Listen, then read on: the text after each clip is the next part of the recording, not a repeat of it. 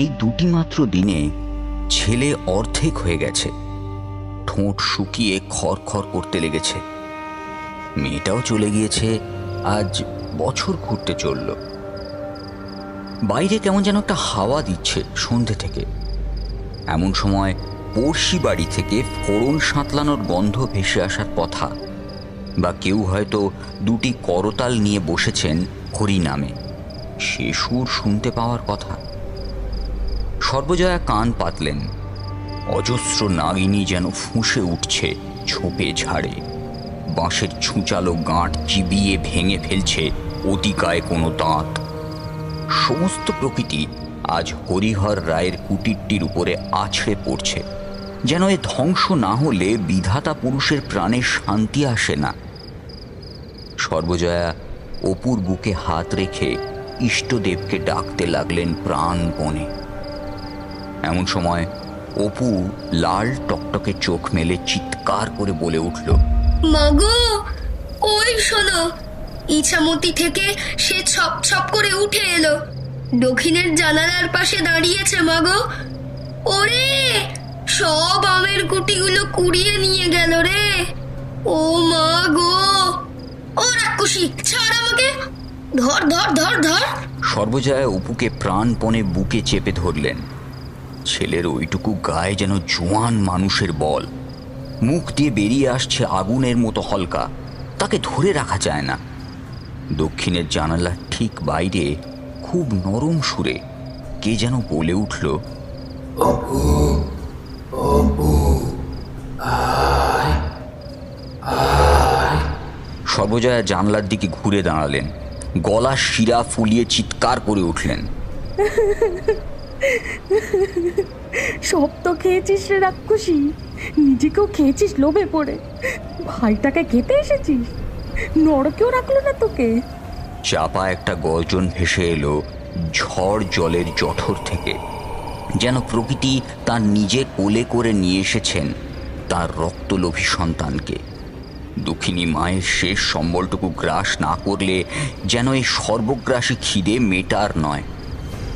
একটি শিশুর গলা ভেসে এলো এবার, সে হাসছে, যেন খুব লোভনীয় কোনো খাবার দেখে তার কষ বেয়ে গড়িয়ে পড়ছে গাঢ় লালা, আর সেই লালা রসে ভেজা জিভে মোচড় দিয়ে ভেসে আসছে লোল হাসির শব্দ। হঠাৎ সদর দরজায় ঘন ঘন করাঘাত, কেউ যেন ভেঙে ফেলতে চাইছে পলকা কাঠের দরজা। সর্বজয়া অপুকে বিছানার উপরে ফেলে দরজার কাছে চলে এলেন, চিৎকার করে উঠলেন, তুই পারবি না, আমার ছেলেকে তুই নিয়ে যেতে পারবি না রাক্ষসী। তোর নুলো আমি আঁশবটিতে পেলে কুটবো। আয় আয়, আমাকে আগে খা। বাইরে একটি গম্ভীর পুরুষ কণ্ঠ বলে উঠল, কিও, পেছনে পেলো নাকি দুর্গার মা? বলি বলি দরজাটা খোলো। অকুল সাগরে ভেসে যেতে যেতে খড়কুটোকে যেমন করে আগলে ধরতে চায় ডুবন্ত মানুষ, সর্বজয়া দরজার উপরে ঝাঁপিয়ে পড়লেন, আর দরজা খুলেই হরিহরের বুকের উপর লুটিয়ে পড়ে জ্ঞান হারালেন তিনি। হরিহর অবাক হয়ে চেয়ে দেখলেন বিছানার উপরে বসে অপু চোখ বন্ধ করে এক মনে বলে চলেছে মাথা দুলিয়ে দুলিয়ে, ও ললিতে চাপাকলিতে একটা কথা শুনছে।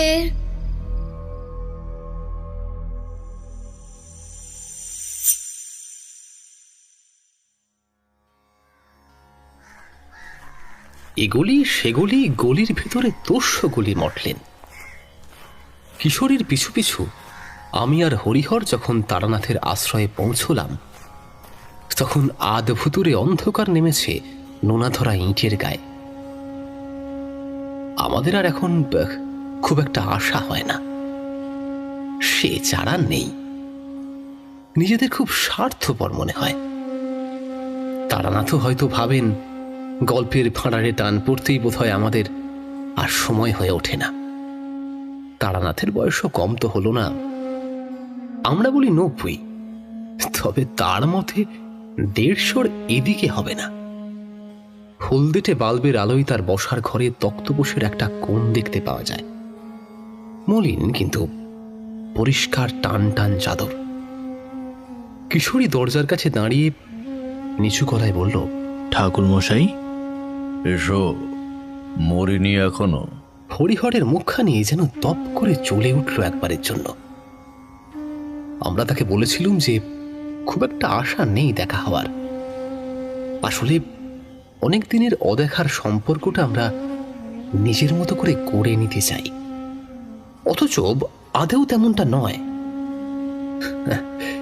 এই অনেকটা কোচোয়ান ছাড়া ছ্যাকড়া গাড়ির মতো, উঠোনের একপাশে পড়ে থাকে ক্লান্তি মাখা ধুলোর মতো, তবে ঘোড়া জুড়ে দিলেই আবার ছুটলো একদম আগের মতো টাঁটেই। তবে তারানাথ এবারে সত্যি বুড়ো হয়েছেন। ভুরুবার মাথার চুল একেবারে সাদা, চোখের নিচে চামড়া বেশ পুরু হয়ে ঝুলে পড়েছে। আমরা ঘরে ঢুকতেই চোখ তুললেন। আহ, চোখের সেই উজ্জ্বলতা একটুও কমেনি, বরং এই প্রায়ন্ধকার সন্ধ্যায় সেগুলো আরো প্রখর হয়েছে। হরিহর রায়ের মুখের দিকে কিছুক্ষণ তাকিয়ে থেকে তারানাথ একটা দীর্ঘশ্বাস ফেললেন। তারপরে কিশোরীকে উদ্দেশ্য করে বললেন, টপ্পা শোনাতে নিয়ে এসেছো, কিন্তু লেটো ছাড়া তো আর কিছু বেরোবে না হে। আমি এগিয়ে এলাম। ঠাকুরমশাই, ইনি আমাদের গ্রামের বাড়ি, মানে ওই নিশ্চিন্দিপুরের মানুষ, ব্রাহ্মণ। এই বড় বিপদে পড়ে এসছেন বুঝলেন, একটু উদ্ধার করে দিতেই হবে ঠাকুরমশাই। তারানাথ স্বভাবসিদ্ধ ছদ্ম গাম্ভীর্যের আড়ালে বললেন, কেন, চাড়াল হলে কি তোমরা উদ্ধার করে দিতে? হরিহর রায় শটান হয়ে তারানাথের পায়ে বসে পড়ল, আকুল কণ্ঠে বললেন, আমার ওই একটি মাত্রই ছেলে ঠাকুর মশাই, রক্ষা করতেই হবে ওকে, নইলে নইলে নইলে আপনার এই চৌখাটেই আমি আমার প্রাণ বিসর্জন দেব ঠাকুর মশাই। আর মেয়েটি, তার কথা বললে না? হরিহরের ঠোঁট দুটো থরথর করে কাঁপতে লাগলো। ভাঙা গলায় বললেন, সে তো আবার এসেছে গো, আবার এসেছে। রাক্ষসী তার নিজের ভাইকে নিয়ে যেতে এসেছে। তারানাথ হাত তুললেন। সমস্ত ঘটনাটা খুলে বলুন। আমার দেহের অবস্থা তো দেখেছেন, সেই নিশ্চিন্তিপুর যাওয়া আমার পক্ষে সম্ভব নয়। যেটুকু পারবো মুখে মুখে, আর সেটি করতে হলে আমাকে সব জানতে হবে, একদম আগা গোড়া সব বলবেন। যা আপনার চোখে খুব সাধারণ মনে হবে তাও বলবেন। খুঁটিনাটি বিষয়গুলোর মধ্যেই বড় বিপদের অশনি সংকেত লুকিয়ে থাকে, সেগুলি আমাকে বুঝতে হবে। তারানাথ সশরীরে সেখানে যেতে পারবেন না শুনে হরিহর একটু মুষড়ে পড়লেন। তবুও একটু ধাতস্থ হয়ে বলতে শুরু করলেন তার বক্তব্য। একে একে ইন্দির ঠাকরুন, রায়দের পরিত্যক্ত ফিটে ইছামতি এবং হরিহরের কন্যা দুর্গার অপমৃত্যু, সব কথাই বললেন। সব শোনার পর তারানাথ অনেকটা সময় চুপ করে রইলেন। তারপর তক্তপোষ থেকে কষ্টতের ভঙ্গিতে হাত পাগুলোকে খেলাতে লাগলেন। উত্তরের দেওয়ালে একটু কুলুঙ্গি, তাতে একটা মাটির মুখ ঢাকা ঘট রয়েছে। খুবই সাধারণ মাটির পাত্র, গায়ে সিঁদুরের লেপ। কাছে গিয়ে তিনি ঢাকনাটি খুললেন, হাতটা ভেতরে ঢুকিয়ে কিছুক্ষণ চুপ করে চোখ বুজে রইলেন। তারপর ধীরে ধীরে হাতটি বের করে আনতেই দেখা গেল তার ভেতরে রয়েছে একটি পদ্মবীজের মালা। দু একবার সেটিকে ঘুরিয়ে ফিরিয়ে দেখে নিয়ে গলায় পড়লেন তারানাথ। তারপর গম্ভীর স্বরে বললেন, স্টেশন অবধি কিন্তু বাসে যেতে পারবো না, ওই ভাড়ার হলুদ গাড়ি ডাকুন একটা। হরিহর কিছুক্ষণ বিহ্বল হয়ে তারানাথের দিকে তাকিয়ে থাকে। ঢিপ করে একটা প্রণাম করে ফেললেন। তারানাথ চোখ বুজে বললেন, কাল ভৈরব মঙ্গল করুন না।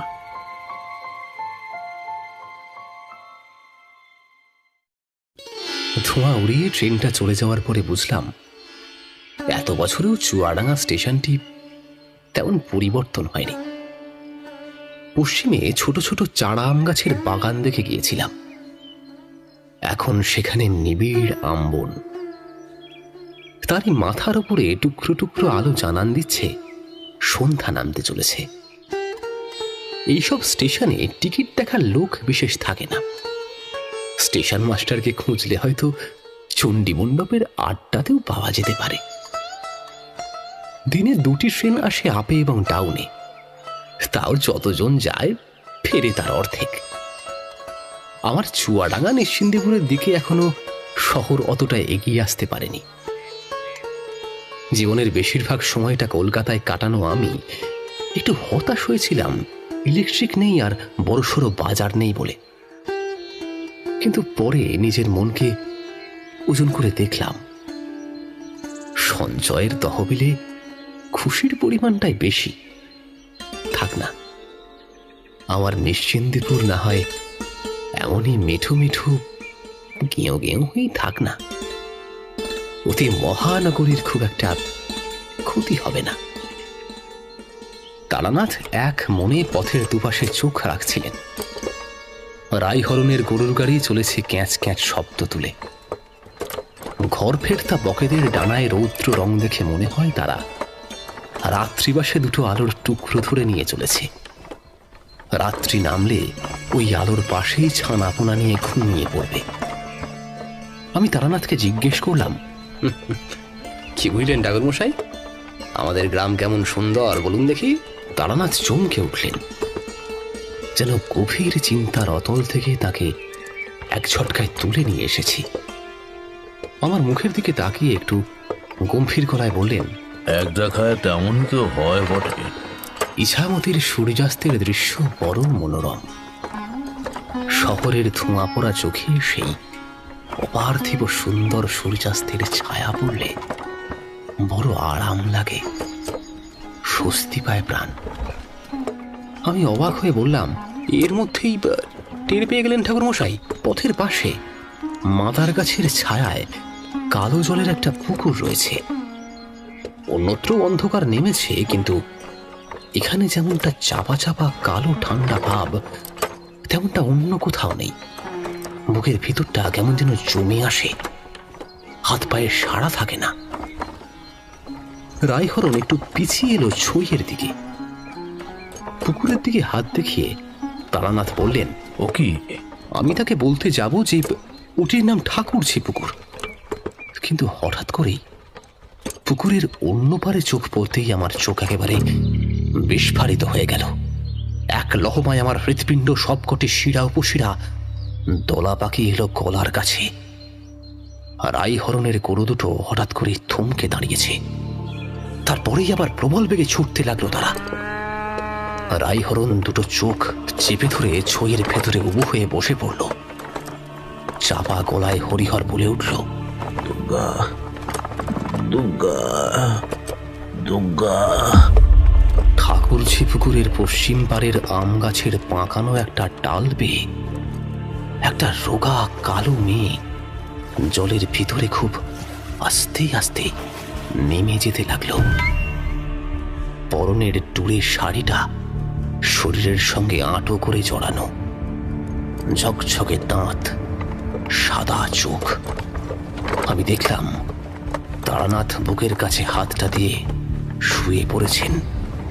গরুর গাড়ির প্রচন্ড তুলুনির মধ্যেও শুনতে পেলাম তার গলা, রক্ষা করো, রক্ষা করো ঠাকুর, রক্ষা করো। আমি প্রবল উত্তেজনায় তার গায়ে হাত রেখে বললাম, ঠাকুরমশাই, ঠাকুরমশাই, আপনি অমন করছেন কেন ঠাকুরমশাই? তিনি বড় বড় করে শ্বাস নিতে নিতে বললেন, বিপদ, চরমতম বিপদ।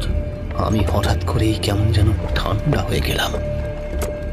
সারা দেহে একটা হিল হিলে শীতল স্রোত বইতে লাগলো। মনে হতে লাগলো এ যাত্রা বোধহয় অন্তর্জালী যাত্রাতেই পরিণত হবে। হাত জোর করে আকাশের দিকে তাকালাম। বিড়বিড় করে কার নাম উচ্চারণ করলাম সেটা আমি নিজেও বুঝতে পারলাম না, কিন্তু সেই ডাক গিয়ে যেন বিরাট কোনো চরণে পৌঁছল। যেন কেউ সুদূর জ্যোতিষ্ক মণ্ডলের ভিতরে তার সিংহাসনে বসে সদা প্রসন্ন হাসি মিলে পৃথিবীর দিকে চাইলেন। ছুটন্ত গাড়িটা দাঁড়িয়ে গেল। আমি দেখলাম হরিহর রায়ের ভিটের সামনে আমরা দাঁড়িয়ে আছি। আর জ্যোৎস্না ঝলমল করে উঠেছে পশ্চিমে ইছামতির তীর পর্যন্ত।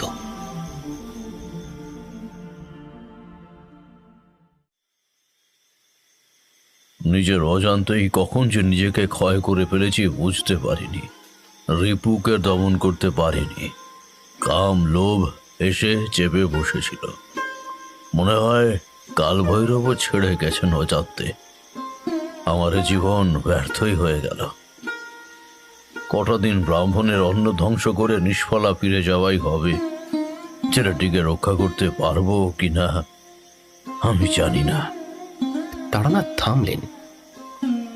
সর্বজয়া মুখে আঁচল দিয়ে দুয়ারের পাশটিতে দাঁড়িয়ে রইলেন।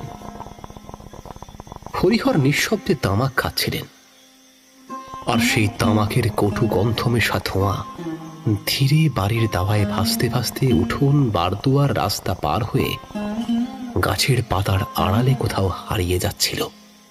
আর ঠিক সেইখানেই জ্যোৎস্নার ছায়ার খেলা শুরু হয়েছে। রাইহরণের গরু দুটো যখন হরিহরের বসত বাড়ির দরজার সামনে এসে দাঁড়িয়েছে, তারানাথ এবং রাইহরণ প্রায় অজ্ঞান। হরিহর এমন সব ঘটনাবলীর সঙ্গে পূর্ব পরিচিত ছিলেন, আর তারানাথ জ্ঞানহীন হয়ে পড়াতে বোধহয় আমার মনের জোর দ্বিগুণ হয়ে উঠেছিল। তাই আমরা কিছুটা সচেতন হয়েছিলাম তখনও। অর্ধ সচেতন দুজনকে ধরাধরি করে হরিহরের দাওয়ার উপরে শুইয়ে দিয়েছিলাম।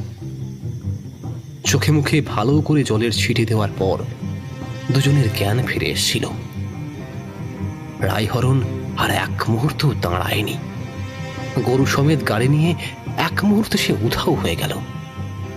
তারানাথ দীর্ঘশ্বাস ফেলে সর্বজয়ার উদ্দেশ্যে বললেন, একটু জল বাতাসা দিতে পারো গো মা? খুব দুর্বল বোধ হচ্ছে। সর্বজয়া দ্রুত অন্দরের দিকে চলে যেতেই তারানাথ চকিতে হরিহরকে প্রশ্ন করলেন, যজমান, মেয়ের অপমৃত্যু হয়নি তো গো? হরিহর চমকে উঠলেন। না না ঠাকুরমশাই, অমনটা একেবারেই নয়। ওই তো ঝড় জলে ভিজলো একবেলা, তারপর দিন রাতে এই জ্বরে মেয়ে আমার চলে গেল ঠাকুরমশাই। অপূর্ণ কোনো আশা? গরিবের মেয়ে, আশাই বা তেমন থাকে কোথা থেকে? ওই কচু কেচু 2 পয়সার মিঠাই, কুড়োনো আমের নোলা ছিল। ভগবান একেবারে ভালো করে কেটে রেখেছেন। একখান শাড়ি এনেছিলুম, হালতার পাতা, সব দিয়ে এসেছি ইছামতিতে। শুনেছি তার জল নাকি ইচ্ছে ঠাকুরনের পায়ে গিয়ে পড়ে। মেয়ে আমার যদি পায় তো পাবে। কেমন শাড়ি এনেছিলেন মেয়ের জন্য? কেমন আর, সস্তা ডুরে শাড়ি, যেমন আমাদের মতো আর 5টা গরিবের মেয়েরা পরে তাই। যেতই বা কোথায় সেজে গুজে, ওই গাঙ্গুলিদের পুজো, ব্যাস। নবাবগঞ্জের অত বড় শেতলার মেলা বসে, কোনোদিন নিয়ে যেতে পেরেছি আমি? না না, মেয়ে কোনোদিন মুখ তুলে বলেছে না ওটি দিতেই হবে। ওইটুকু ছেলে কোনো বায়না নেই ঠাকুরমশাই, খালি এই বই দাও বাবা, ওই বই দাও বাবা। দুর্গা যাবার বার সচিত্র চণ্ডী মাহাত্ম্য বা কালকেতুর উপাখ্যান নিয়ে এলুম 6 পয়সা দিয়ে। সে তো পড়েই রইল। ছেলে খালি ফেল ফেল করে চেয়ে থাকে, পথে পথে ঘুরে বেড়ায়। কাকে যে খোঁজে, কি যে খোঁজে, আমি তো এই নামেই বিদেশে থাকি, রোজগার কপালে নাই। ওর মা বলল 3-4 আগে ছেলে আধার নামিয়ে ঘরে ফিরল। সে অমন কোনোদিন করে না, বুঝলেন ঠাকুরমশাই? নিজের ছেলে বলে বলছি না, অমন বাধ্য ছেলে আর একটিও নেই এই চত্বরে। রাত করে বাড়ি ফেরা তার ধাতে নেই। তা সেদিন ফিরেই নাকি মাকে বলেছে সে নাকি কাকে খুঁজছিল, পেয়ে গেছে। ব্যাস, সেই থেকেই তার সেই রকম জ্বর। আমি বাড়ি ফিরেছি 3 দিন আগে, আর দেখলেনই তো, তারপর আপনার চরণে উপস্থিত হয়েছি। রোগ ব্যাধি না হয় মানা যেত, কিন্তু তাও তো নয়। শরৎ, আরে যিনি অনবাবগঞ্জের সব থেকে বড় ডাক্তার, আমাকে বললেন কেমন একটা মুখ করে যে ভালো ঠেকছে না হরিহর, ওষুধের কাজ নয়, অন্য উপায় দেখে নিও। তিনি আগে সদর বনের কোনো জমিদারের নাকি বাধা ডাক্তার ছিলেন, সেখানেই আপনাকে দেখেছিল। তার কাছে আপনার নাম শুনি, আর তারপর তো শুনি বিভূতি আপনার বিশেষ। ওই কি করি বলুন তো ঠাকুর?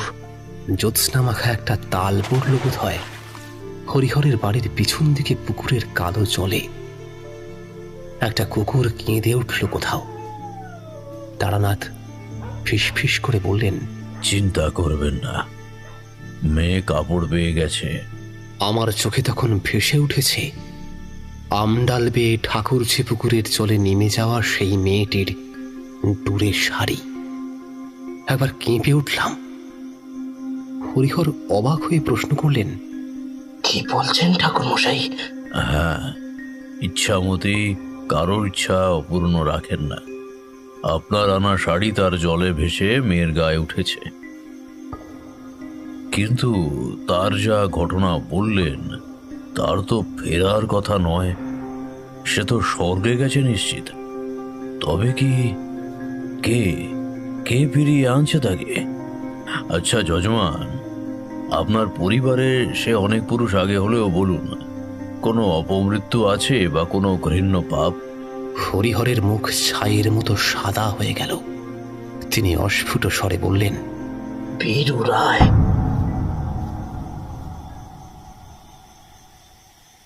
গ্রামের নির্দিষ্ট কোনো শ্মশানঘাট চিহ্নিত ছিল না। ছাতিমতলা নাম নিয়ে যে অংশটি ছিল তাই মোটামুটি দাহ করবার স্থান হিসেবে চিহ্নিত ছিল। তবে বাংলাদেশে যখন মড়ক লাগে তখন গ্রামের পর গ্রাম উজাড় হয়ে যায়। ঘরেরই কোনো ঠিকানা থাকে না তো আবার শ্মশানের। নদীর তীরে যে দিকটায় বুনো কুল আর ষাটি গাছের আড়ালে নীলকুঠির ভগ্নাবশেষ রয়েছে, তার পাশে গ্রামের উত্তর দক্ষিণে যাওয়া রাস্তাটা ছেড়ে একটা ঢাল নেমে গিয়েছে নদী গর্ভে। কোথাও বুনো ঝাড় নইয়ে পড়েছে, আবার কোথাও গাছ ছেয়ে আছে নোনা করম চায়। সেই বুনো অংশটুকু পার করে গেলে ইছামতির বালুময় তীরভূমি শুরু হয়েছে। আর সেই বিস্তীর্ণ বালুময় প্রান্তরে গ্রামের মৃতজনের সৎকার সম্পন্ন হয়। যারা বড় মানুষ মোটর গাড়ির ব্যবস্থা করে নিমতলার ঘাটে নিয়ে যায় মৃত পরিজনকে।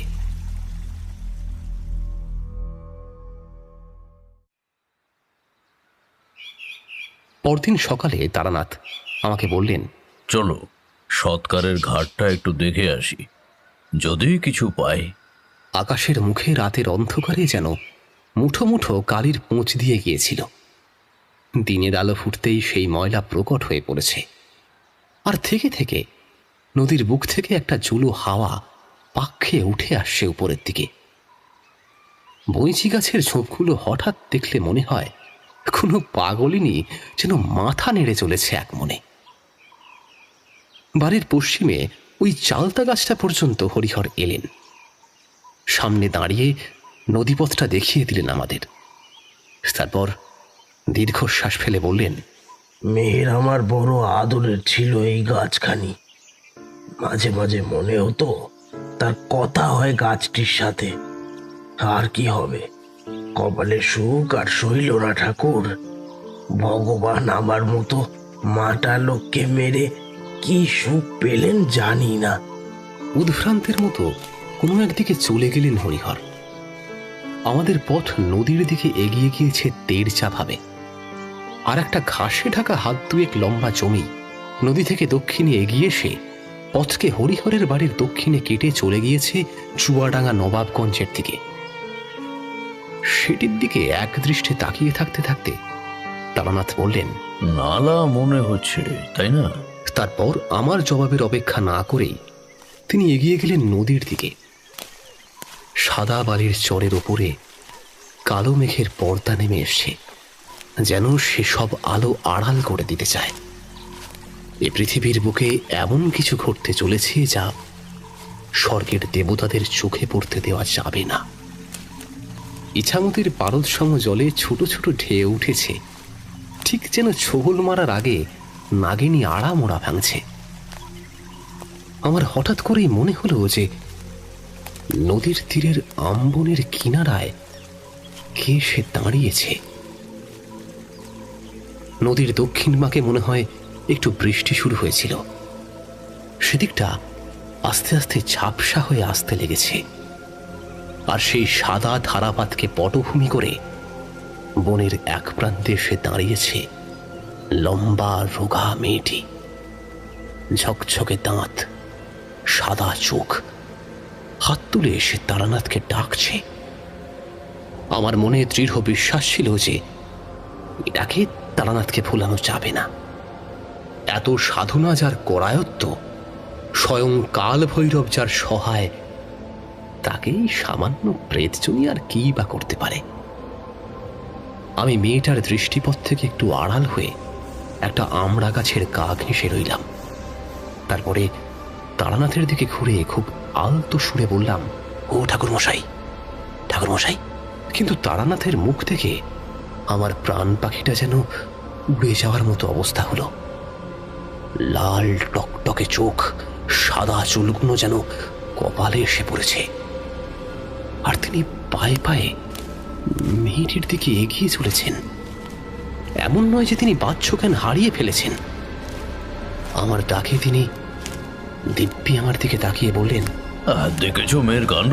হ্যাঁ, এই বাদলার মধ্যে কেমন আদাড় বাদাড় করে বেড়াতে লেগেছে। চারি রে, চল মা, কিশোরীকে বলে তোকে আমি লাল ফিতে, আলতা, পুতুল সব আনিয়ে দেব। এখন চল মা, ঘরে চল। আমি বুঝলাম যে তারানাথ সম্পূর্ণ উন্মাদ হয়ে গিয়েছেন। ও মেয়ে যে চারি নয়, এমনকি এই বিশ্বের কোনো জীবিত প্রাণী নয়, তা বোঝার ক্ষমতা তারানাথের লোপ পেয়েছে। আমি আর আড়ালে থাকতে পারলাম না। আমি তারানাথের উদ্দেশ্যে ছুটলাম। দক্ষিণের আকাশে লোভী সাপদের মতো মুখ অনেকখানি নিচে নামিয়ে এনেছে। বৃষ্টির রূপালী ধারা যেন তার দাঁত, আর তারানাথ সেই বৃষ্টির আড়ালের দিকে এগিয়ে চলেছেন নদীর তীর ঘেঁষে। একটু পরেই তিনি হারিয়ে যাবেন। আমি একবার হাত তোলার চেষ্টা করলাম, তাকে ডাকলাম, কিন্তু গলা দিয়ে কোনো স্বরই বেরোলো না। মেয়েটা এবার আমার দিকে মুখ ফিরে তাকালো। কি হিংস্র সেই দৃষ্টি! আর বড় বড় দাঁত নেই তার, নেই লাল টকটকে দৃষ্টি, শুধু উজ্জ্বল দুটো হাসি ভরা চোখ, আর ঠোঁটের কোণে এক তীব্র ব্যঙ্গের অভিব্যক্তি বলে দেয় তার কি উদ্দেশ্য। আমার বুকের মধ্যে এক প্রবল ধাক্কা অনুভব করলাম, আর আমার পায়ে কে যেন কয়েকশো মণ ওজনের পাথর বেঁধে রেখেছে। এক পাও এগোনোর ক্ষমতা নেই আমার। আমি হতাশ বিধ্বস্ত হয়ে বালির উপরে বসে পড়লাম, আর তারানাথ খুব ধীরে ধীরে মুছে যেতে লাগলো আমার দৃষ্টিপথ থেকে। আমি সব আশা ছেড়ে দিয়েছি ভবিতব্যের হাতে। ভেবে নিয়েছি এ জন্মে আর আমার তারানাথের সঙ্গে দেখা হবে না। এমন সময় বৃষ্টির পর্দা ফুঁড়ে একটা লোক তারানাথের সামনে এসে আবির্ভূত হলো। সে খুবই সাধারণ, এই আমাদের মতো ধুতি আর জামা পরা। দেখে বোঝা যায় যে খুব দরিদ্র মানুষ, কিন্তু সে আসার সঙ্গে সঙ্গেই বৃষ্টি আর মেঘের অন্ধকার ছিঁড়ে একটা রশ্মির আলো তাদের পিছনে জেগে উঠল, আর ছুটে আসা অন্ধকারও থমকে গেল হঠাৎ করেই। এত দূর থেকেও তাদের বাক বেতনটা শোনা যাচ্ছিল। তারানাথ খুব উত্তেজিতভাবে লোকটাকে কিছু বোঝানোর চেষ্টা করছিল, কিন্তু লোকটি শুধু তারানাথের হাতে আলতো করে একটা হাত রেখে চুপ করে দাঁড়িয়ে রইল। তারানাথ একটু শান্ত হলে লোকটি ঘুরে মেয়েটির দিকে হাত দেখালো, আর সঙ্গে সঙ্গে তারানাথ শিউরে উঠল, আর সেই মেয়েটি ভয়ঙ্কর গলায় একটা চিৎকার করে উঠল। ও সে কি দুঃসহতার সুর! যেন হাজার হাজার সাপুরে বাঁশি আর কাঁসা পিতলের ঝনঝন শব্দ একসঙ্গে বেজে উঠেছে। তারানাথ হাঁপাতে হাঁপাতে বসে পড়ল নদীর বালির ওপরে। লোকটি মেয়েটির দিকে আঙুল তুলে স্পষ্ট গম্ভীর গলায় বলে উঠল, যাও, চলে যাও। আর আমার চোখের সামনে সবকিছু অন্ধকার হয়ে গেল।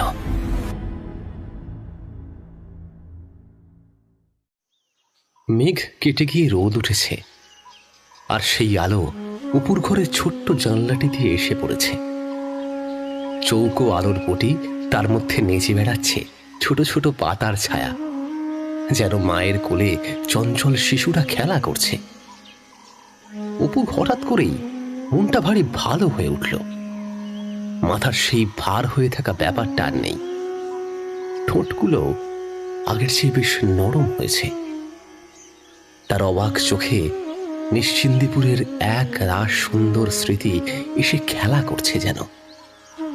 তার গ্রামের ছায়া দুপুর, দিদির পিছু পিছু হেঁটে বাড়ি ফেরা, বগলে বই দপ্তর। ও দিদি, তুই পাঠশালে যাসনি কেন? দুর্গার ভাষা ভাষা চোখ। দুর্বোকা, তুই জানিস নে, মেয়েরা পাঠশালে গেলে নস্যার হয়ে যায় যে। আমার বিয়ে হবে, সে যে তোর রসুন চকি বাজারে গেল না সেবারে দিনু সানাইদার, সে আসবে। বিলিতি আলো, মা বলেছে আমি রানী হব রে।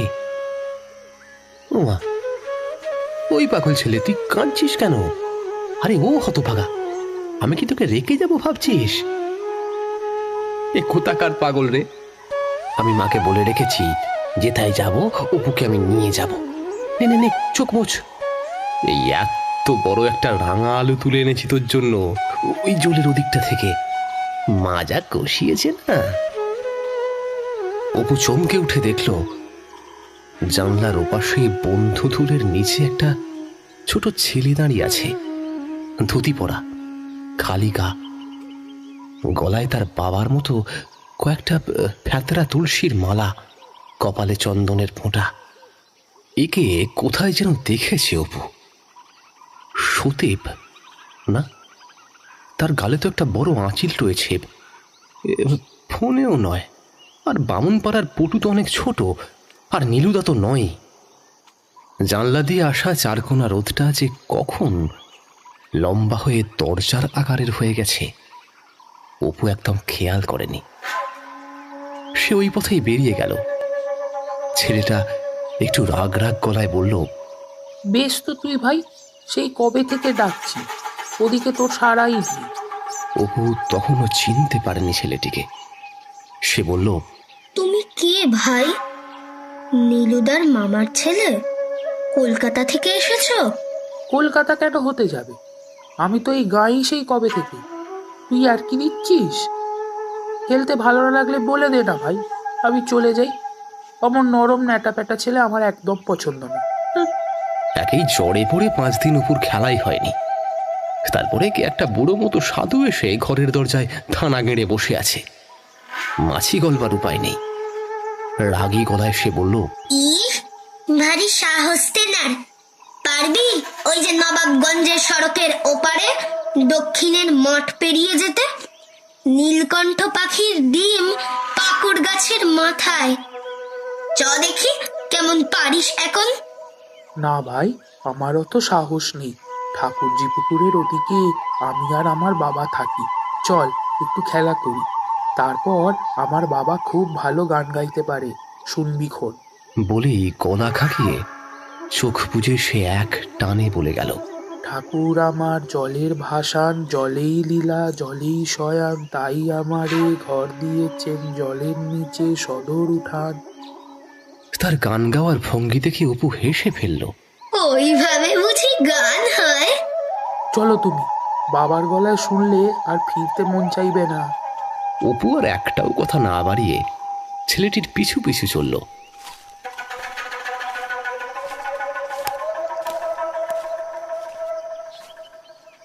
নিশ্চিন্দিপুরে অগণিত জলাশয়, ইছামতি তো রয়েছেই পশ্চিমে, তার উপরে গড়পুকুর, জোল ঠাকুরজি পুকুর, আর নবাবগঞ্জের সড়কের পাশে বিশাল জলা জমি।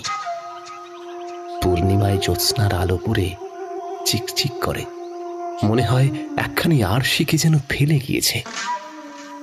রাত গভীর হলে বিশালাক্ষী দেবী তাতে মুখ দেখতে আসেন। অপু চিরকালই হারিয়ে থাকতে ভালোবাসে। চোখের মধ্যে যেটুকু ধরা পড়ে তাতে মনে হয় তার কিছুই দেখা হলো না। ওই যে দিগন্তের কালো গাছে মেঘ জড়াজড়ি করে আছে, তারপর কি আছে? আরো দূরে সোনারাঙা, মাধবপুর, দশখরা হয়ে ধলচিতের খেয়াঘাট। আচ্ছা, তারপরেই কি শেষ? না না, কখনোই না। সেই ঘাটে নাকি পূর্ণিমার মাঝরাত্রে একাকী হতে পারলে মহাভারতের দেশ পাওয়া যায়। কর্ণ, অর্জুন, দ্রোণ। এমনি দিনের বেলায় গুচ্ছের লোকের সঙ্গে যাও, আর 5টা ঘাটের মতোই সাধারণ। নৌকো আসছে, লোক নামছে।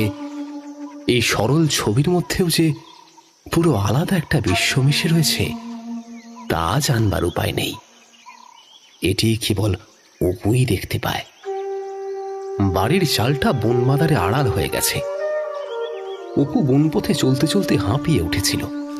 এলাকুশিতে গা চুল করছে। লেবুর কাঁটায় পরনের কাপড় খানিকটা বোধহয় ছিঁড়ে গেছে একটা জায়গায়। অপু বিরক্ত হয়ে বলল, তুমি বুঝি সোজা পথে চলতে পারো না? সেই থেকে বন বাঁধা ঠেঙিয়েই চলেছি। ছেলেটি চলতে চলতেই বলল, হ্যাঁ, আজ জ্বরের ছেলেকে সদর দিয়ে নিয়ে যাই আর তোমার মা আমায় ঠ্যাঙা। ওই তো হচ্ছিল আর কি। ওই তো ভাই, পর্তুকি গাছটা সামনে, ওটা পার হলেই আমার বাড়ি।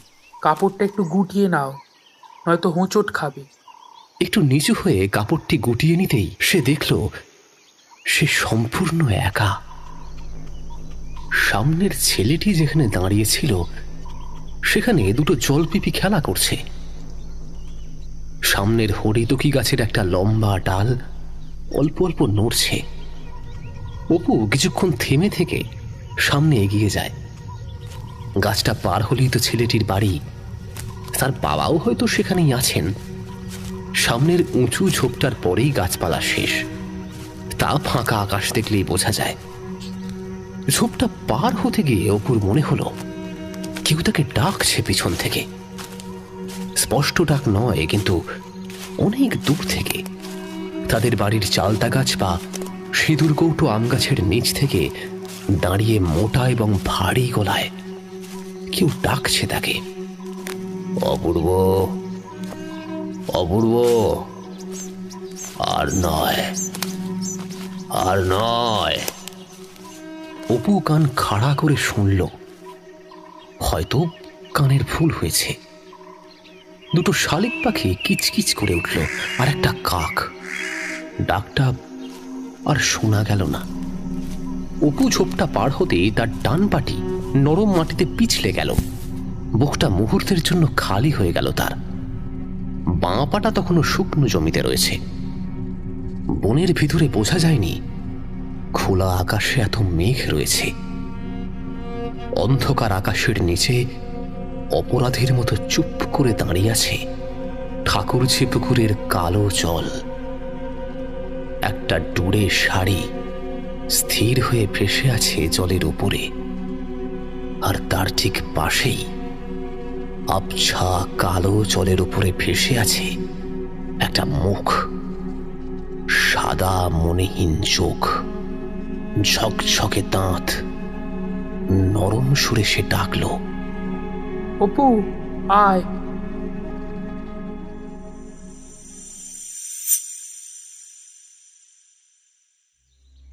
মুখুজ্জেদের সেন ঠাকুরুন খুব খানিকটা হাত নেড়ে সকলকে বোঝানোর চেষ্টা করছিলেন।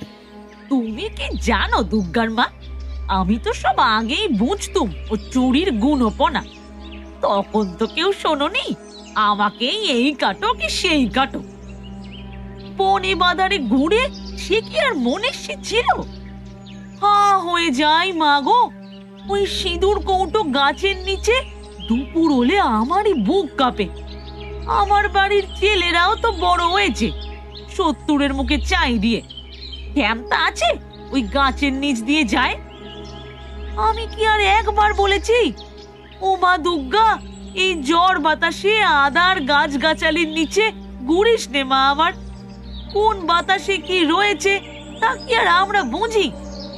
কবে কোন বাতাস লেগে দেখো গা, মেয়ে আগেই ডাকিনী যোগিনী হয়ে রয়েছে। শুধু শরীর চারার তাকে ছিল। যেই হয়েছে অমনি। তাই বলে নিজের ভাইটাকে ঘর থেকে নিয়ে যাবি? অমন রাক্ষসী জীবনের মুখেও যে জাটা রে তোর। এই মুখরা ভদ্রমহিলাকে কেউ সহ্য করতে পারে না। গ্রাম বড় অদ্ভুত জায়গা। শুধুমাত্র বয়স বা বংশের নাম নিয়ে কত দুর্মুখ মানুষ যে চিরকাল মানুষের সঙ্গে দুর্ব্যবহার করে আসে তার কোনো লেখাজোখা নেই। নীলমণি মুখুজ্জে হরিহর রায়ের দুর্দিনে পাশে এসে দাঁড়িয়েছিলেন, তবুও তার কিছু বলে ওঠার ক্ষমতা ছিল না। হরিহর একপাশে দুহাতে মাথা ধরে চুপ করে বসেছিল। সর্বজয়ার মুখ থেকে মনে হচ্ছিল তিনিও যেন বিশ্বাস করে নিয়েছেন যে দুর্গার প্রেতজনী ছাড়া এই কাজ কারোর হতে পারে না।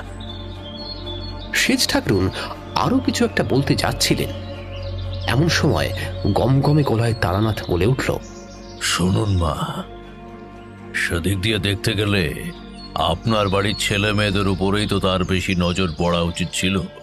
মেয়েটিকে সর্বসমক্ষে চোর অপবাদে মারধর করেছেন আপনি, আরো কত শত অপমান করেছেন। মা আমার অপার দুঃখ নিয়ে চলে গিয়েছেন, এবার তো তাকে মুক্তি দিন।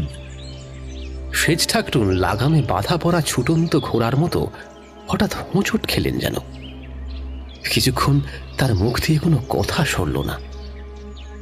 তারপরে সন্তর্পণে তার মুখটি মেয়েদের ঘোমটার মধ্যে হারিয়ে গেল। তারানাথ করজোর করে উপস্থিত সকলকে বললেন, মায়েরা, উপস্থিত ভদ্রজন, আপনারা এই মুহূর্তে নিজ নিজ গৃহে ফিরে যান। আর দ্বীপ্রহর অতিক্রম করে গেলে ছেলে মেয়েদের আজ বাড়ি থেকে বেরোতে দেবেন না।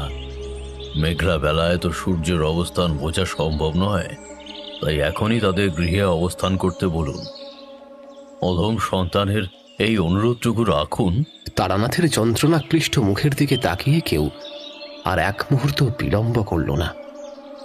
ধীরে ধীরে হরিহর রায়ের প্রাঙ্গণ ছেড়ে নিশ্চিন্দিপুর থেকে বেরিয়ে গেল। সর্বজয়া দুঃখে কেঁদে উঠলেন, গো, আমি কি অপরাধ করেছিলাম গো? আমার যে সব গেল। আমি তার থেকে এগিয়ে যাচ্ছিলাম। পাড়া সম্পর্কিত বৌমা মেয়ের মতো হয়।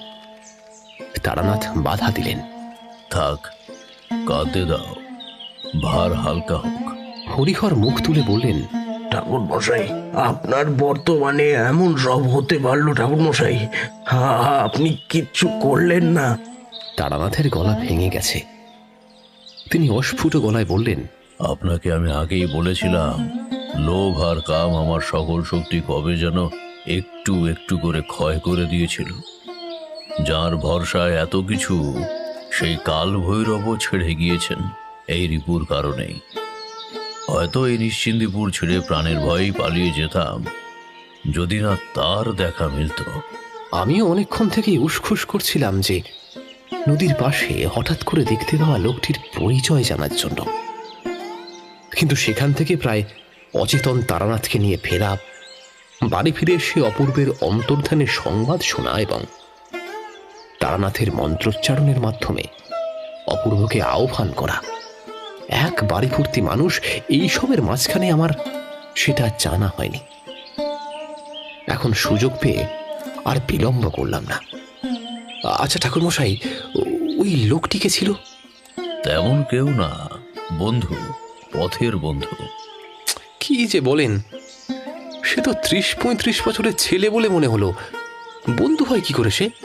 তোমার এ কথা তো অস্বীকার করতে পারি না, তবে সে আমার বাবার সময়ও এমন 30-35 বছর বয়সেরই ছিল। ঠাকুরদার সময়ও তাই। শুধু আমার সঙ্গে যখন তার প্রথম পরিচয়, তখন তার বয়স 45-এর মতো হবে বোধহয়। আমার মনে হলো এই সকল অলৌকিক ঘটনার গভীর ছাপ তারানাথের মস্তিষ্কের ওপরে পড়েছে। পুত্রহারা পিতার অসহায় মূর্তি, সন্তানহারা মায়ের বিলাপের মধ্যে আমি আর তারানাথকে কিছু বললাম না। মাথা নিচু করে বসে রইলাম। তারানাথ অনেক কষ্টে একটু হাসলেন, বললেন, জানি আমাকে পাগল ঠাউরেছ তো। আসলে সরল সোজা পথে চলতে অভ্যস্ত আমি, তেমনটাই বেশিরভাগ সময় হয়ে থাকে। কিন্তু আমার এই পথিক বন্ধুটির পথ কিন্তু সোজা নয়। সে যেন অনেকটা ওই পথ ভোলা পথিকের মতো, বারবার ঘুরে সেই একই জায়গায় এসে পড়ে। আর দেখতে পায় পথের দুপাশের বসতি, প্রকৃতি সব বদলে গেছে। এই বদলও তার একদমই অচেনা নয়। আগের কোনো পথ হারানোর মুহূর্তে সে এই সকল পরিবর্তন আগেই দেখে গেছে। কিছু তো তার মধ্যে আছেই, নইলে ওই ভয়ানক প্রেত তার শিকার ছেড়ে দিল কেন? প্রেত কোথায়? ও প্রেতনি তো। কখনো নয়, সে প্রেতিনী নয়, দুর্গা নয় সে। মাকে আমার প্রেত জীবন দেবে তেমন সাধ্য দেবাদিদেবের নেই। সে বড় পুণ্যবতী, হ্যাঁ, এমন পুণ্যবতী কত বছরে একটি জন্মায় কি জানি। সে এত তাড়াতাড়ি দেবলোকের সর্বোচ্চ উচ্চতায় পৌঁছে গেছে, ক্ষুদ্র বিশ্বের সকল ক্ষুদ্রতম ঘটনাবলী তার নজরে আসে না। নইলে তার ভাইয়ের ক্ষতি করার সাধ্য ওই পষ্টুমের ছেলের হয়? উঠোনের মধ্যে বাজ পড়ল যেন। হরিহর এবং সর্বজয়া উভয়েই চোখ তুলে তারানাথের দিকে তাকালেন। আমিও তাই। তারানাথ ভাঙা গলায় বললেন, নদীর তীরে সে যখন আমার কাঁধে হাত রাখল, প্রেতিনীর আসল রূপ আমি দেখতে পেলাম। সে এক বালক, দুর্গার রূপটির আড়ালে দাঁড়িয়ে কুটিল চোখ মেলে হাসছে। হতভাগিনীকে তো আমরা কেউই চিনিনি। বড় দুঃখ নিয়ে গেছে সে, সেই সুযোগই সে নিয়েছে। যে ডুরে শাড়িখানি হরিহর এনেছিলেন, মায়ের আমার সেটি পরার আশা ছিল। ইছামতির তীরে সেটি ফেলে এসেছিলেন সবাই, ফিরেও দেখেননি। যে নহরখানি নদী থেকে নিশ্চিন্দিপুর ভেদ করে দক্ষিণ দিকে চলে গেছে চুয়াডাঙ্গার দিকে, সেটি কোথায় শেষ হয়েছে রায়মশাই? হরিহর বিহ্বল স্বরে বিড় বিড় করে বলল, আগে ঠাকুরজি পুকুর। তারানাথ স্বপ্নাহতের মতো বলে চললেন, আমি সব দেখতে পাচ্ছি, সব। ওই তো শুক্লা ত্রয়োদশীর রাত, ঘন মেঘের ফাঁকে ক্ষীণ জ্যোৎস্না ফুটেছে। ডুরে শাড়িখানি বর্ষার জলে পুষ্ট নহর বেয়ে ভেসে যাচ্ছে মায়ের ডুরে শাড়িখানা। ওই সে এই বাড়ির সামনে কিছুক্ষণ থমকে দাঁড়ালো। চালতা গাছটির নিচ থেকে এক টুকরো দীর্ঘশ্বাস ঘূর্ণি তুলে লাফিয়ে পড়ল নহরের জলে। আর সে দাঁড়ালো না, ভীম বেগে ভেসে গিয়ে কাপড়খানি লাফিয়ে পড়ল ঠাকুরজি পুকুরের জলে।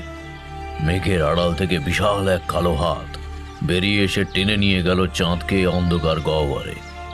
ঠাকুরজি পুকুরের জল ডুরে শাড়িখানা ছোঁয়া পেয়ে উত্তাল হয়ে উঠল। ষড়যন্ত্রের মতো ফিসফিস শব্দ তুলে উড়ে বেড়াতে লাগলো লাল জোনাকির মতো। জলের অতল থেকে এক দানবীয় তরঙ্গ উঠে এলো। জলের উপরে থিতু হয়ে রইল কিছুক্ষণ, যেন খুব সাবধানে দেখে নিচ্ছে কোনো মঙ্গল দৃষ্টি, কোনো শুভ চিন্তা তাকে লক্ষ্য করছে নাকি। তারপর নিশ্চিন্ত হয়ে শাড়িটির মাঝামাঝি এসে খুব সন্তর্পণে ডুবে গেল গভীরে। মায়ের আমার আঁচলের একটি প্রান্ত কিছুক্ষণ ভেসে রইল জলের উপর, তারপর সেও ডুবে গেল। হরিহর কাতর কণ্ঠে বলে উঠলেন, কবে ঠ্যাঙারে বিডু রায় বৃদ্ধ বৈষ্ণব আর তার ছেলেকে খুন করে পুঁতে ডেকেছিল ঠাকুরজি পুকুরে। তার তার প্রায়শ্চিত্ত কি আমার এখনো সম্পূর্ণ হয়নি? কত দরিদ্র হয়ে, ঘর ছাড়া হয়ে, একমাত্র মেয়েকে হারিয়েও কি আমার দুর্দশা ঘোচেনি? ঠাকুরের এ কি বিচার! তবে তবে রত্নাকর রামায়ণ লিখলেন কি করে? কালকে তো কি করে মায়ের আশীর্বাদ পেলেন? বলুন ঠাকুর, বলুন। আমার মতন অসহায়কে মেরে কোন মহৎ কাজ সম্পন্ন হচ্ছে ঈশ্বরের, বলুন ঠাকুর। তারানাথ তার দুই হাত ধরে ফেললেন, বললেন, বৈষ্ণবের সাপ বড় ভয়ঙ্কর হে যজমান, বড়ই ভয়ঙ্কর। সকল সৃষ্টির পালনকর্তা যিনি, সেই বিষ্ণুর উপাসক তাঁরা।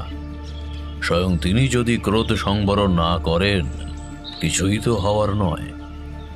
রত্নাকর রামায়ণ লিখেছিলেন সত্য, কিন্তু তার অন্তিম কি সুখের হয়েছিল? রাম সরযূ নদীতে প্রাণ বিসর্জন দিলেন, মাসি তার পাতাল প্রবেশ ঘটল। রঘুবংশের সেই কুলমর্যাদার কি অবশিষ্ট রইল বলুন দেখি? হ্যাঁ, পাপ বিষের মতো গিয়েও থেকে যায়, কুরে কুরে খায়। এ বাস আপনাকে ছাড়তে হবে হরিহর। যদি বংশের কারো পুণ্যফল থাকে তবে আপনার ছেলে ফিরে আসবে। এখানে কোনো তন্ত্র, কোনো উপাচার কাজে লাগবে না। তবে সে আশা দিয়েছে, আমার পথিক বন্ধু আশা দিয়েছে। হরিহর কি বুঝলেন ঠিক বলতে পারি না। শান্ত হয়ে তিনি পাশে বসে পড়লেন। আমি তারানাথকে জিজ্ঞেস করলাম, কি নাম তার? আপনার পথিক বন্ধুর নাম কি? অমর জীবন, অমর জীবন ভট্টাচার্য।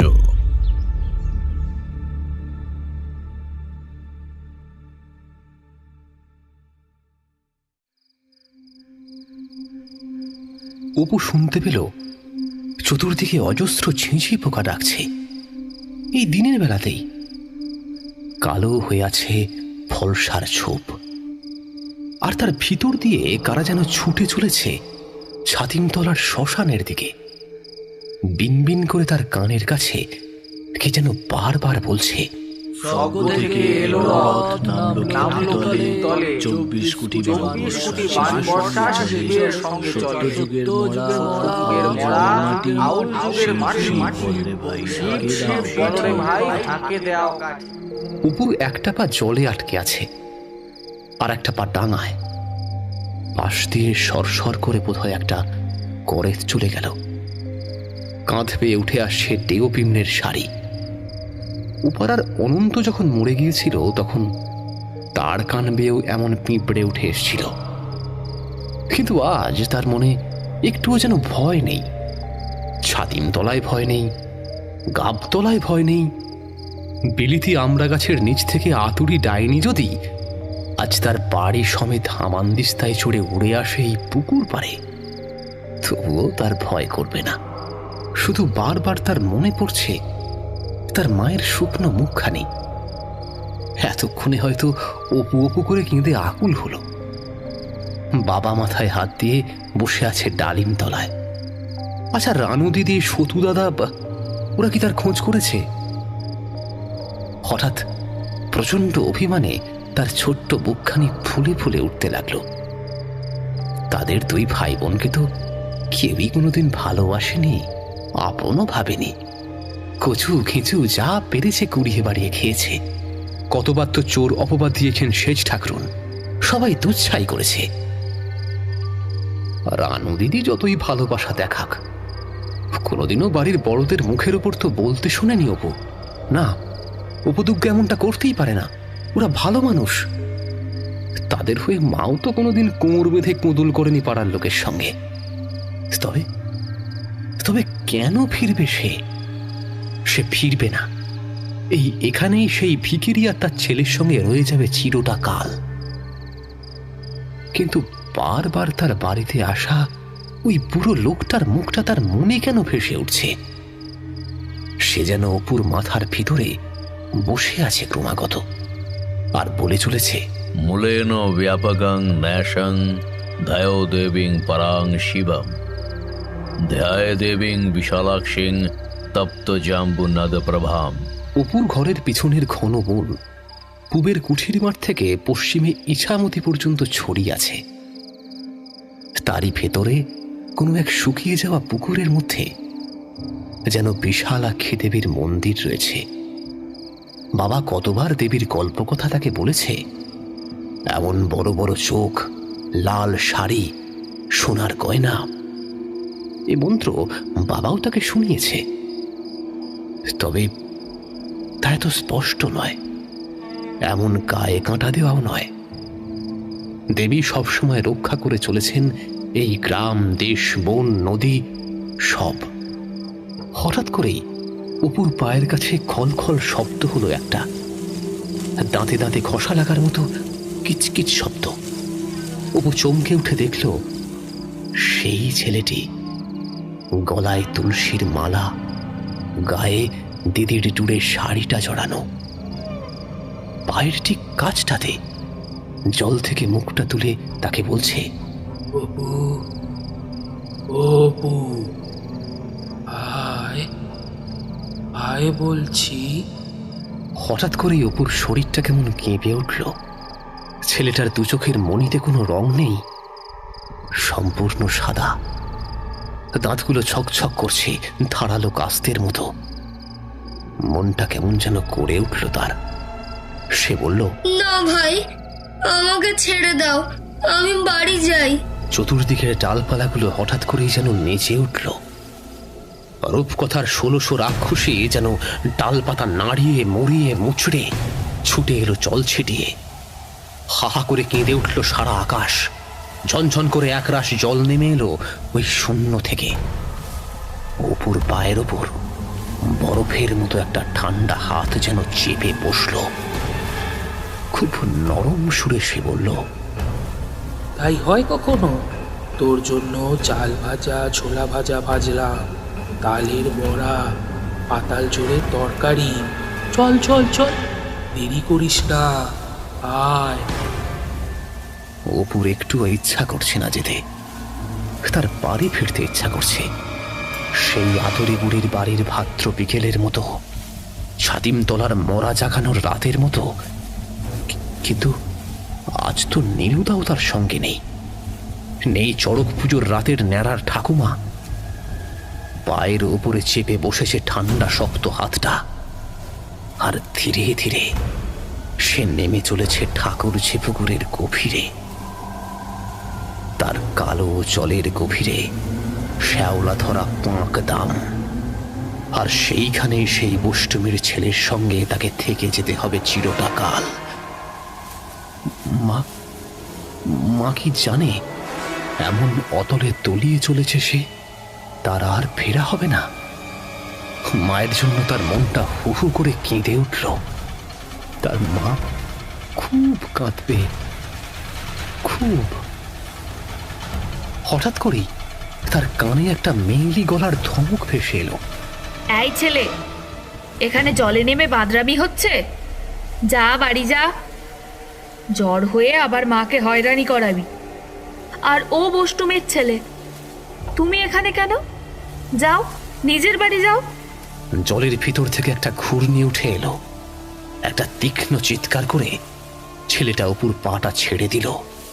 আর সেই ঘূর্ণির ধাক্কাতেই অপু ছিটকে পড়ল পাড়ের কাছে। আহ, কি অপূর্ব গন্ধ গাছে গাছে। কে যেন পাতায় পাতায় সিন্নি প্রসাদ ছিটিয়ে রেখেছে। কর্পূর, কাঁচা কলার, পদ্ম চিনি মেশানো বোধ হয়, এমনটাই গন্ধটা। মেয়েটা এগিয়ে এলো। বিরাট বিরাট চোখ, লাল কাপড়, সোনার গয়না ঝলমল করছে। অপু অবাক হয়ে বলল, দিদি তুই এখানে? সেই মেয়েটি নরম সুরে হেসে বলল, হ্যাঁ রে, আমি। সে কোন সকালে বেরিয়েছিস বলতো? মুখটা একেবারে চামচিকির মতো শুকিয়ে গিয়েছে। যা বাড়ি যা। আর ওই যে বুড়ো মতো মানুষটি এসেছেন না, তাকে বলিস তার ডাক আমি শুনেছি। এখনো সময় হয়নি তার। সেই আশ্চর্য পাখি তার জানালায় বসতে এখনো অনেক দেরি। যা ভাই যা। ও দিদি, তুই চল ভাই, তোর পায়ে পড়ি। মেয়েটি ম্লান হেসে ভিজে টুরে শাড়িটা উপর হাতে দিল।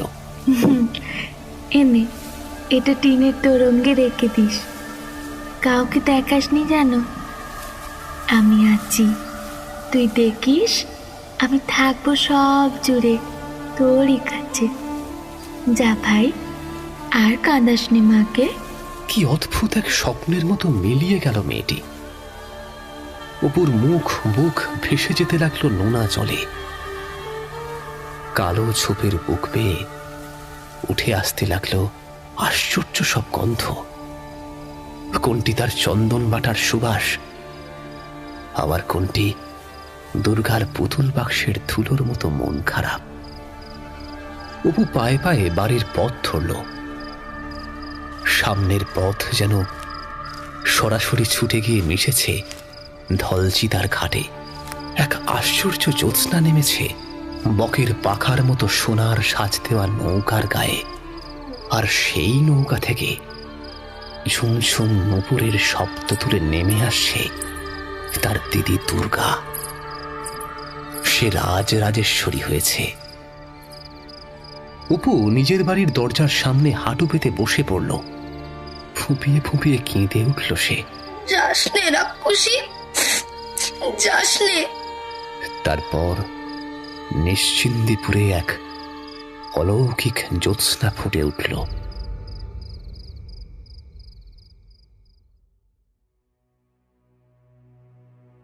তারানাথরা আর থাকেননি। সঙ্গের বামুন পাড়ার ছেলেটিও তাঁর সঙ্গেই কলকাতা ফিরে গিয়েছে। বৃদ্ধ সাধক যাওয়ার আগে সজল চোখে বলে গেলেন, মা আমাকে যেতে দিলেন না। এই আবর্জনা আরো কতদিন বইতে হবে হরিহর, কে জানে। গভীর রাতে কি একটা শুনে যেন হরিহরের ঘুম ভেঙে গেল। অপু ঘুমন্ত সর্বজয়ার বুকের মধ্যে অঘরে ঘুমিয়ে আছে।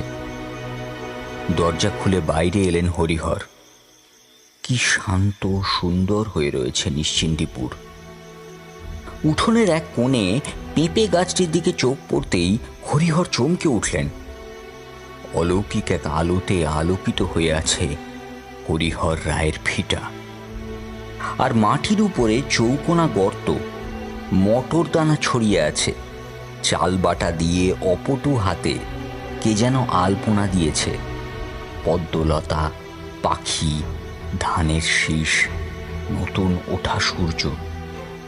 হরিহরের গায়ে কাঁটা দিল। তার মনে হলো ওই চৌকোনা গর্তের সামনে বসে কে এক মেয়ে, তার গায়ে দূরে শাড়িখানি। সুর করে করে সে বলে চলেছে করজোড়ে, পুণ্যে পুকুর পুষ্পমালা, কে পূজে রে দুপুর বেলা, আমি সতী লীলাবতী, ভাইয়ের বোন ভাগ্যবতী। পুণ্যে পুকুর পুষ্পমালা, কে পূজে রে দুপুর বেলা, আমি সতী লীলাবতী, ভাইয়ের বোন ভাগ্যবতী। হরিহর বারান্দার খুঁটিটি ধরে কাঁপতে কাঁপতে বসে পড়লেন। তারানাথ বলেছিলেন তার বংশের পুণ্যবান কারোর পুণ্যেই অপু রক্ষা পাবে। অমর জীবনও তেমনটি বলেছিল। কিন্তু চোখের সামনে এমন পুণ্যবতী নিজের মেয়েটিকে হরিহর কোনোদিন দেখতে পেলেন না।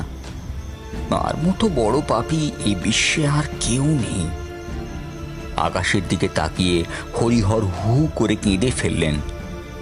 শত সহস্র তারা, নক্ষত্র, উল্কাপিণ্ড, গ্রহ, উপগ্রহ জল জল করছে আকাশে। কত তাদের আলো, কত উজ্জ্বল।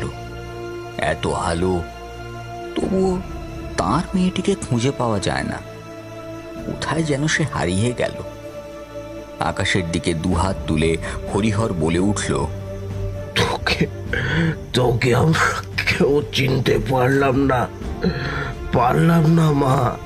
আমাদের এই অপরাধ কোনোদিন ক্ষমা করিস না মা, কোনোদিন ক্ষমা করিস না।